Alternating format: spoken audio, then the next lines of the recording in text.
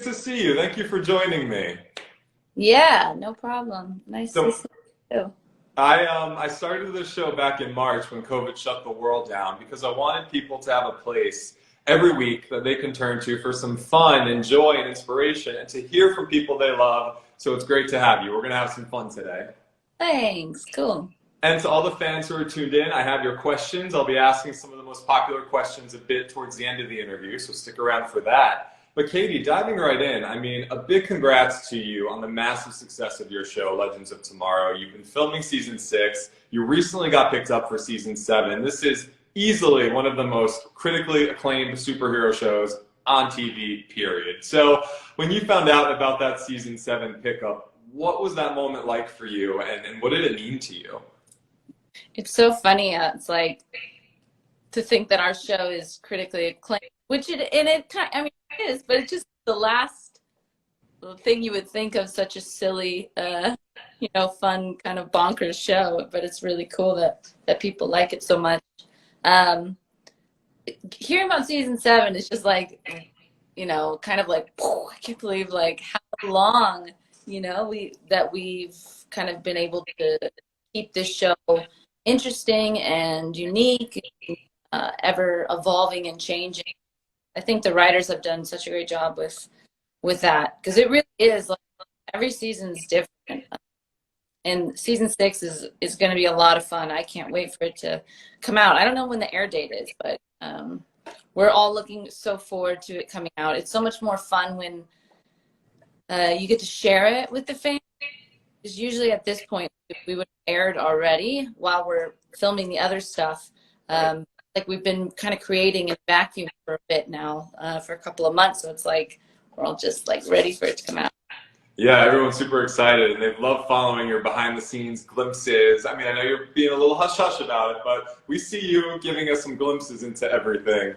And I love it because, when a show is this whimsical and this fun and so many different things are going on, I love hearing from the cast about... Sorry, a balloon? Did you see? There's like a balloon literally just floating out across, and I was getting so distracted. I feel like I saw it behind you in the reflection. Yeah, I know. I was like, what is that? That's funny. But yeah, when the show is so whimsical and fun, I love hearing from the cast on how you would describe this show to somebody. What would you say? Whimsical and fun. Gosh, what would I? I mean, it's like, it's bonkers.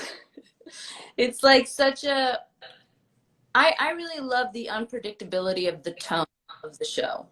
I think it kind of straddles a nice line of being totally out there and weird and really grounded emotionally, and watch how the characters make it real. And I'm realizing the more I watch different movies and films and stuff like that, I love it when a show or film can nail an interesting tone. Mm.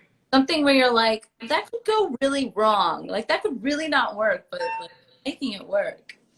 Yeah, it keeps it interesting for sure. And especially because this character's been a part of you for a while now, right? Like on Arrow, you played Canary, and then of course now on Legends, you play Sarah's alter ego, White Canary. So in your mind, what is that distinction between the two of them? And did you have any idea years ago that one day you would be the leader in your own spin-off show? Like, how epic is that? Had no idea. Sorry, getting a call through. The difference between the two characters, I think a lot of it comes from the difference from the tone of the two shows. I think, the Sarah Lance on Arrow and the Canary was very dark, very much a lone wolf. And I think part of Sarah's journey was to grow beyond that, which is why it was so cool to see her get to continue her journey on Arrow or on Legend.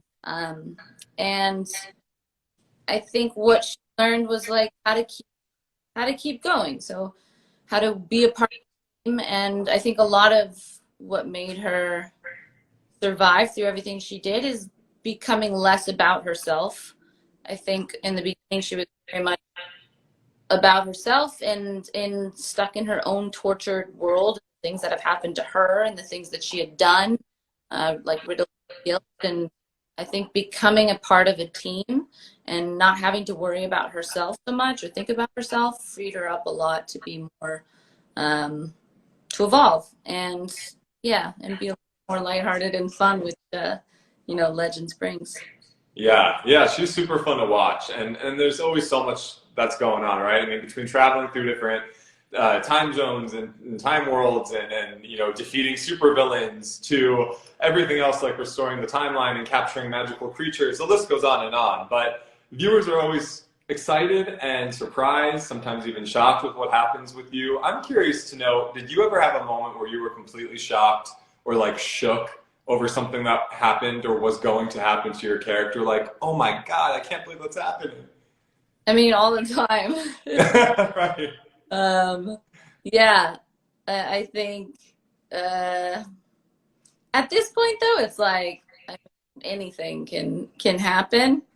Um, so it's not as easy to be surprised because our show is so surprising. You kind of almost get used to that. Yeah, you expect it at this point.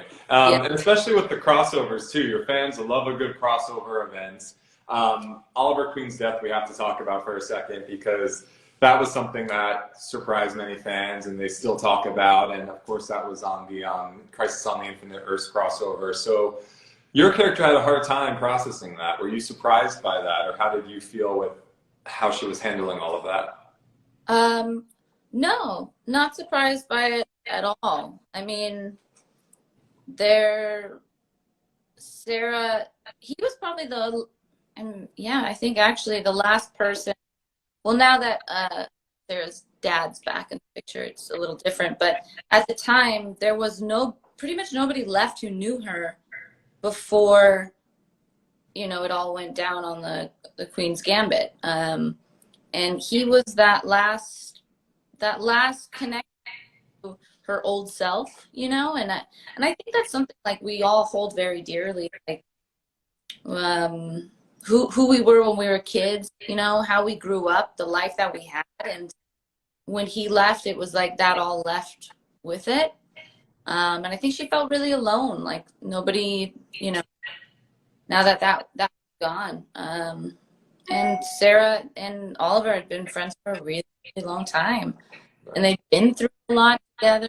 They dated at one point. It's like they've definitely had a strong connection and bond. Yeah, for sure. And another thing, when I announced you as my guest, it was actually really cool to see that your character's bisexuality is something that people were writing to me and saying, oh my God, I feel so seen because of this character, and it's something I've been waiting for years and years on TV. And I mean, I never had anyone to look up to growing up, so I think it's so cool that that's out there for so many people, and that they're so touched by the character and how they can relate to her. So exploring your love story with Ava on the show, how has that been? And where do you hope that that's going to all go? It's been a lot of fun. And I mean, to your point, representation is so important. It's so important for all of us to be able to see ourselves on TV, every single sexuality, race, age, gender, like all of the things. And at the time when Sarah first kind of came out that she was bisexual, which was a couple of years ago, there wasn't really a lot of that at all on TV. And I think that it was handled really nicely because that wasn't like the whole storyline was just about that. And it was just part of who she was. And I always thought, in addition to like all the people who were able to see themselves in that character, also people who didn't know anyone who was bisexual and then watched the show and was like, oh, okay, like I can understand this. Maybe it's not so different or weird. I think just a lot of times people are afraid of things they don't understand. Yeah. And so I think it's also important for other people to be able to be less afraid of things that, that maybe they aren't exposed to that much. And with Ava, I think they have a really great relationship, and it's very healthy, which is nice. And of course, like, you know, they're not without their challenges, but there's some really great Ava Lance stuff this season that we've been doing. It really really excited about. Ooh, good tease. Okay, I know a lot of people can't wait for that. And let's talk about last season too for a second, because you gained a superpower, right? You gained clairvoyance, and when people touched you, you could see how they were going to die, and as well as for yourself. And it was a really cool storyline. Were you always hoping that you would play around with the superpower in this series? And how did you feel with how it all kind of wrapped up for you with that? Yeah, it was definitely like I wanted the superhero power. I was like, because everyone was like, "Oh, you're on a superhero show. Like, what's your powers?" I'm like, "Well, I mean, I don't have any technically powers, but," and so it's like it'd be fun. I could just like things and like, and they're like, "Yeah, your power is like you can't see, but like if people touch you, like you see them die." And it was actually very difficult to do scenes the blind. Um, I think because a lot of, especially in a group scenes, which we have a lot of what you're doing is just watching things and reacting. So like when you don't have a lot of lines in a scene, but you're in the scene with, you know, everybody else, it's like you're able to look and it's much harder when your character can't see. But I thought it was pretty cool that, you know, the disability was also her ability, and it was fun to play around with. You know, it's always great to find new ways to get uh, bring out different parts of the character, and yeah, especially one that's been around for so long. Yeah, for sure. No, people were psyched to have that as part of last season's storyline. And you mentioned the great cast. I mean, huge cast. People pop in and out. You work with some really fun people. How is it working with such a great ensemble and being one of the OGs in such a long-running show? Yeah, I know, it's so weird. Dom and I are always like, really? Just it's just us now? But there's, you know, so many other people who've been around since like season two, and it still feels like they've been there forever. Um, and our cast is amazing. We have been so lucky. There's like no drama. We have no cast drama. Knock on wood. um, because it is, you know, like that's a lot of different personalities spending a lot of time together. Oh, yeah. Like not always the easiest thing, and everyone is so different, and from different like ages and experiences, and and it all works really well. And everyone is so sweet. We have such a good group. Like we are blessed, and everybody loves each other. It's great. Yeah, and it comes across. I always feel like when you watch something and people don't get along and what you're watching, you're like, ooh, I sense something. Like there's stuff going behind the scenes, right? Yeah, for Yeah, sure. so it's cool that's, you know, like one big family with you guys. I love that. And the fandom around the show is unbelievable. Fans have been saying they've watched this show multiple times from start to finish during quarantine. So what is it about Legends do you think attracted such widespread, fast fandom to get that season 7? And what is one of the many messages you hope people walk away when they watch the show? I think it is a very unique show. And I think people appreciate that. Like it's not, there's nothing formulaic to it. So I think it's exciting to watch because it's different than all the other stuff that you've seen. Um, and I think a big part of the message of the show, like, and what it's about is it's not about like these perfect superheroes who like have it all figured out, and it's the exact opposite.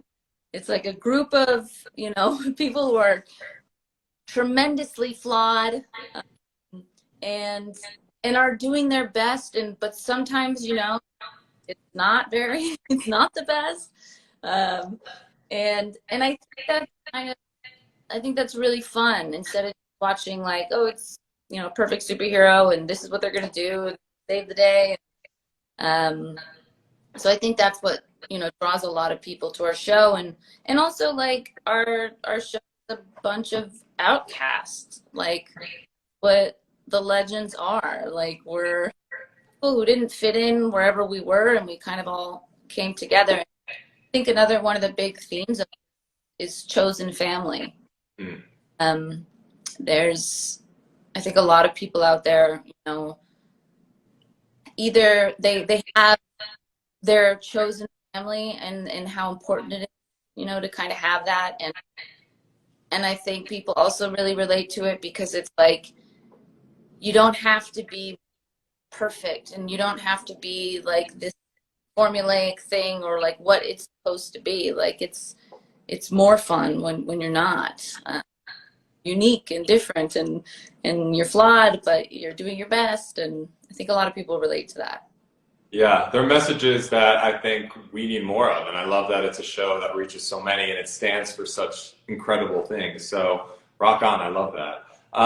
You're also a badass director. Let's like give you some props for a minute, and people are very interested and excited with your directing work and to see what's coming with that. So how has that experience been, especially working as a director in episodes on a show that you've starred in for so long? I mean, is that a total like whoa moment?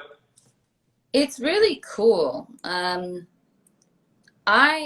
I love being able to be behind the camera and kind of have a say in all the different elements.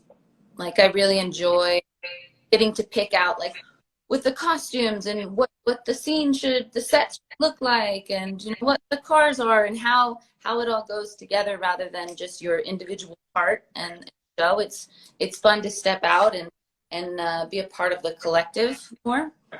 And I think like I've been on the show for a while now, and so it's really nice to have another, like an additional challenge, something creatively to challenge me. And I really like directing.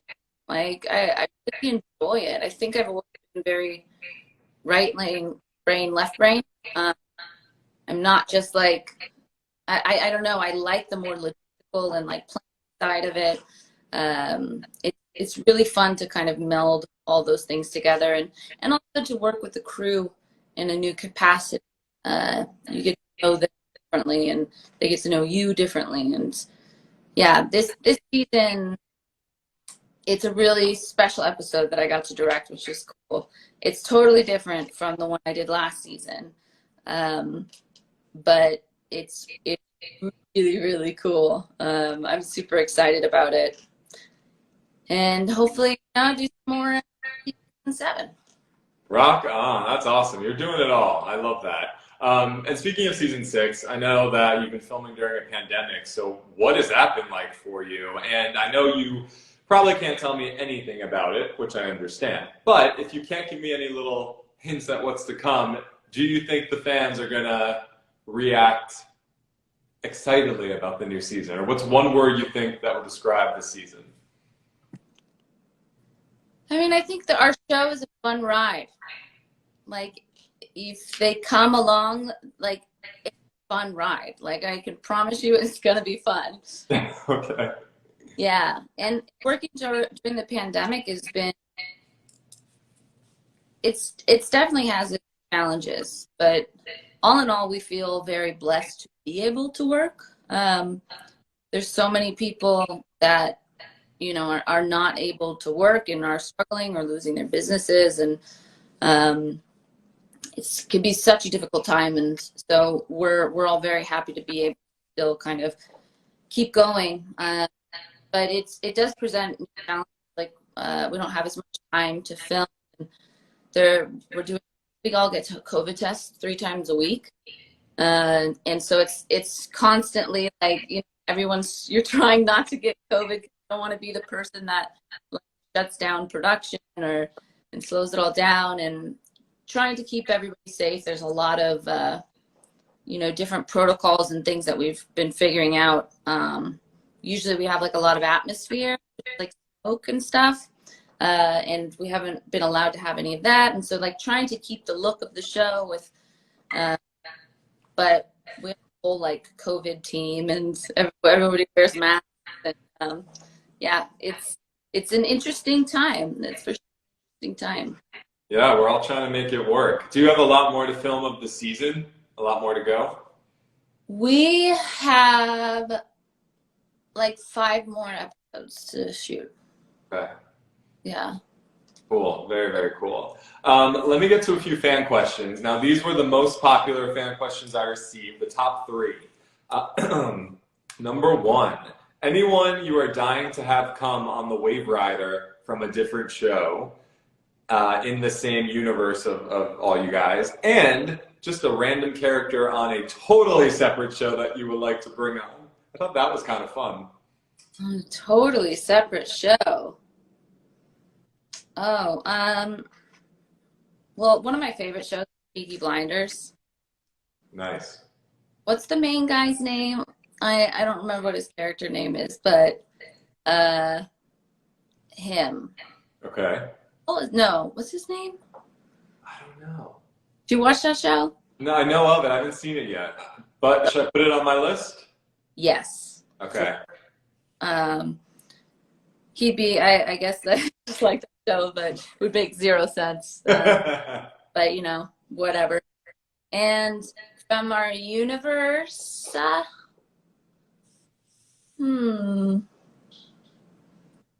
maybe, let's see. I mean, I guess like Candace Patton from The Flash, because she's my she's my good friend, and we went snowboarding yesterday and had a blast, and I would love for us to be able to work together. It would be fun to kind of be able to be on the same sets together. Cool. That's amazing. Do you guys film near each other? No, they're at one stage, we're at another stage. We used to film next to Supernatural, but they left. Oh, Batwoman. We film right next to Batwoman, but I haven't seen them yet. It's so weird with COVID. It's like, yeah, you got to keep it all separate because, like, yeah, you just don't know. But I'll have to like go and find their trailers and be like, hey. But she would be a fun one to see on the Wave Rider. I like that choice. Solid choice. Yeah. The second most popular question, aside from your own relationships, what's your favorite Arrowverse ship? This was like, I got this question like crazy. Arrowverse ship. I mean, besides anything, this is what they mean. There's so many. Yeah, and like Odyssey, I mean, that's still always like great. You know, I feel like they're such a great story. So even if Sarah was gone, I'd say City. Nice, nice. And then lastly, the hardest stunt you've ever had to perform in the show.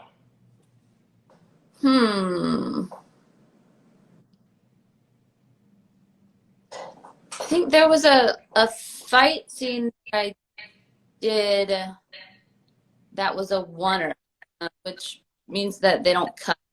And it was a really long fight. And normally you can kind of break it up and do it just in pieces, and you kind of get that, and you can pause and try to remember what's next. And this particular fight there was no cuts. And so I had to do the whole thing, and it was like running up the stairs and like flipping on the thing and then throwing something and like hitting the guy and like all of these different things and if you slip up on like just one of them, it's like the whole shot's ruined. So that was probably, yeah. That sounds... Cutting it too. They ended up cutting it up, so it wasn't even one anyways. And I was like, well, great. Oh my God, I give you credit because that's a lot of hard work, but rock on. It's pretty impressive. You put up an Instagram video once of you training, I think, not too long ago, with, what do you call that thing you had? I don't know. They were like, like a long stick, and you were whipping it around and all over. Maybe a bow staff? I was like, how are you doing that? It's impressive. Yeah, Filipino martial arts. Wow. That stuff, and it's great for like weapons.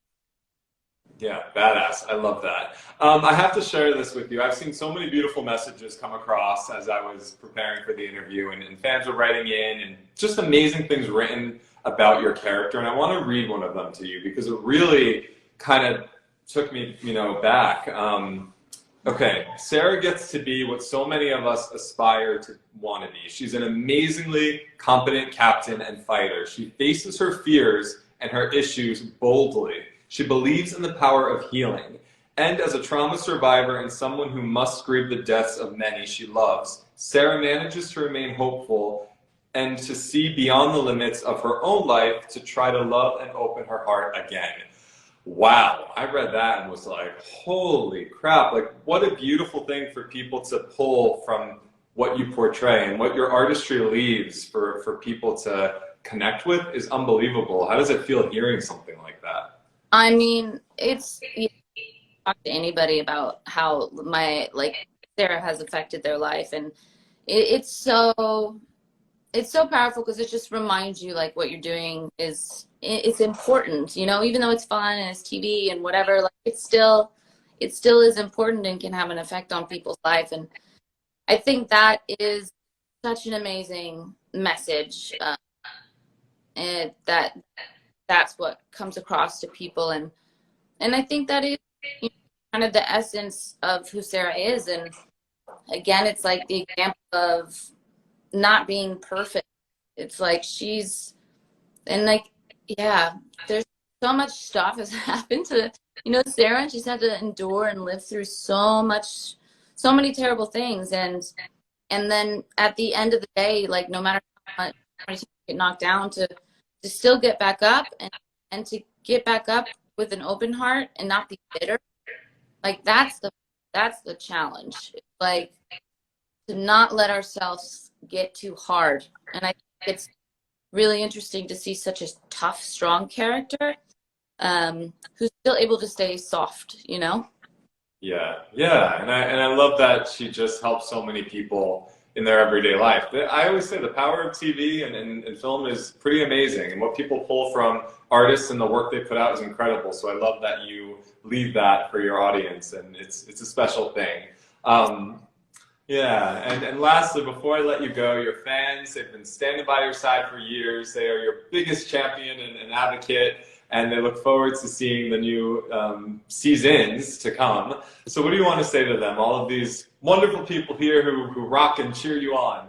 I say that I love them and that I appreciate them so much. And a lot of times, like on Instagram, I get messages and stuff like that, and I try to read a lot of them, but I don't really respond because it's just a can of worms I don't really want to open. But I want to let everyone to know that I do see you and I hear you, and I appreciate you, and it really does fill my heart up to hear like what my character has brought to people, and they inspire me so much with those things. So thank you. Caity, it's been a pleasure. I love what you stand for. I love the work you put out. I look forward to following your career and hopefully interviewing you in person in the future next time, post-COVID. But keep on rocking. It's been a pleasure. Thank you for hanging. Sounds good. See you. All right. Be well. Thanks.